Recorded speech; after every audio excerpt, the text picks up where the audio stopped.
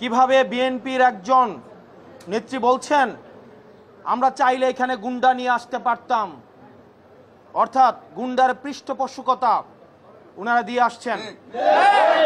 আমরা দেখছি নির্বাচন কমিশনের বাইরে লাঠি সুটা নিয়ে মহড়া দিচ্ছে। নির্বাচন কমিশন, প্রধান নির্বাচন কমিশনের অফিসের যদি এই অবস্থা হয়, সারা বাংলাদেশে এই বিএনপির যারা রয়েছে এই গুন্ডাদের পৃষ্ঠপোষকতা দিচ্ছে, তারা কিভাবে ভোট কেন্দ্র দখল করবে সেটির আজকে হচ্ছে টেস্ট ম্যাচ হয়ে গিয়েছে।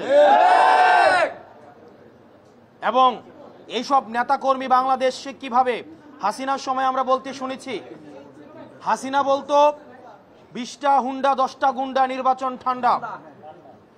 আর আজকে রুমিন ফারহানা, যিনি হাসিনার কাছে ফ্ল্যাটের জন্য আবেদন করেছেন, যিনি হাসিনার পতনে সবচেয়ে বেশি আমার মনে হয় কষ্ট পেয়েছেন, সবচেয়ে বেশি কষ্ট পেয়েছেন, তিনি হচ্ছেন রুমিন ফারহানা।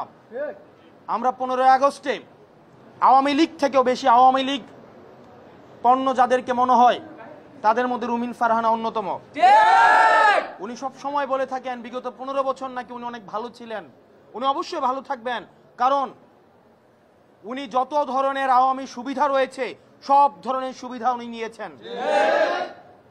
নির্বাচন কমিশনের যারা কমিশনার রয়েছে, আপনারা যদি মনে করেন আপনারা নিজেরা আপনাদের এই নির্বাচন কমিশন পরিচালনা করতে পারবেন না, আপনারা অন্যরা কেউ পরিচালিত করে আপনাদেরকে, আপনারা মানুষের সামনে সেটি প্রকাশ করুন। না হয় নিকট অতীতে আমরা নুরুল হুদা কমিশনকে আমরা দেখেছি, তার পরিণতি আমরা দেখেছি। বাংলাদেশের মানুষ আবার কোনো মঞ্চস্থ নির্বাচনের দিকে যেতে চায় না। এবং বিএনপির আওয়ামী বিষয়ক সম্পাদক রয়েছেন অনেকেই, যারা আওয়ামী লীগ থেকে বেশি আওয়ামী লীগ। বিএনপির আওয়ামী লীগ বিষয়ক সম্পাদক যারা রয়েছেন তাদের মধ্যে অন্যতম রুমিন ফারহানা, আওয়ামী লীগের সুবিধাভোগী, আওয়ামী লীগের ফ্ল্যাটভোগী, এবং যারা গুন্ডা দিয়ে নির্বাচন কমিশনকে ঠান্ডা করে দিতে চায়, যারা একটা প্রেসক্রিপটিভ ইলেকশনের দিকে আবার যেতে চায়।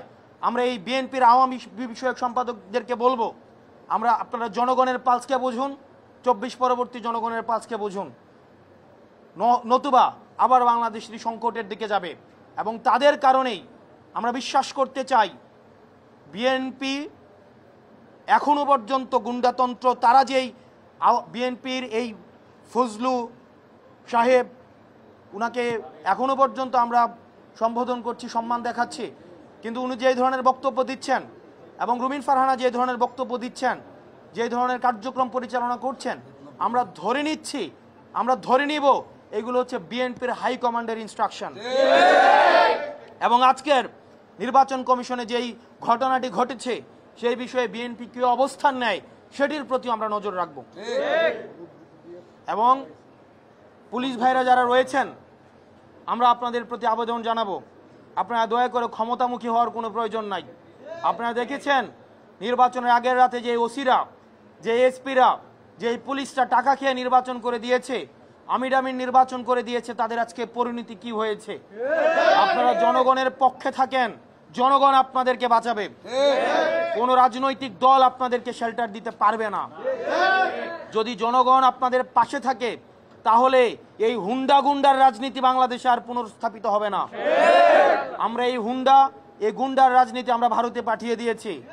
এখন এই রুমিন ফারহানারা যদি সেটি আবার বাংলাদেশে রিহ্যাবিলিটেট করতে চায়, তাহলে হাসিনার প্রতি তাদের যে আন্তরিকতা, তাহলে হাসিনা যেখানে আছে তাদেরকেও সেখানে চলে যেতে হবে।